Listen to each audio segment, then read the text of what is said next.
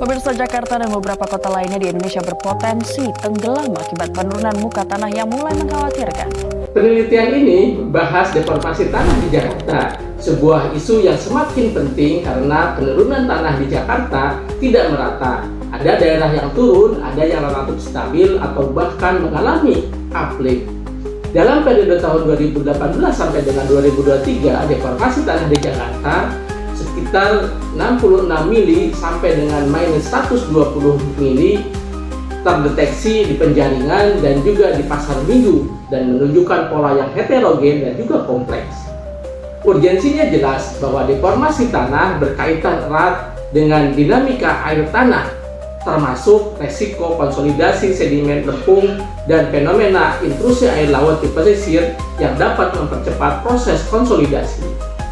Untuk memahami mekanismenya, kami mengintegrasikan data geodesi, GPS, dan juga time-lapse microgravity sehingga perubahan di permukaan bisa dikaitkan dengan proses di bawah permukaan. Hasilnya menunjukkan bahwa hubungan kuat antara konsumsi air tanah dengan subsidence kecamatan dengan konsumsi air tanah yang sangat tinggi seperti Cengkareng dan Kalideres cenderung mengalami penurunan yang signifikan. Dari sisi bawah permukaan, analisis kontras densitas menunjukkan variasi yang sangat heterogen.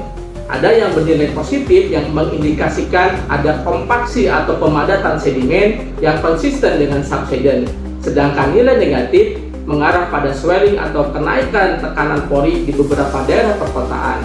Selain itu, korelasi time-lapse microgravity dan deformasi juga kuat dengan korelasi sebesar minus 0,7 dan signifikan mengindikasikan bahwa ada kompaksi.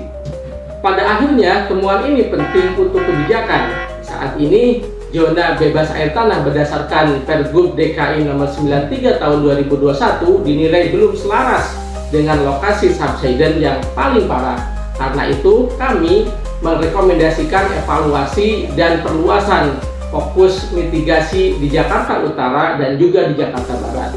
Penelitian ini menegaskan bahwa mitigasi deformasi tanah di Jakarta membutuhkan pengurangan ekstraksi air tanah, penguatan layanan air perpipaan, strategi recharge, dan juga pemantauan terpadu berbasis GNSS dan microgravity agar intervensi bisa tepat sasaran dan berbasis bukti.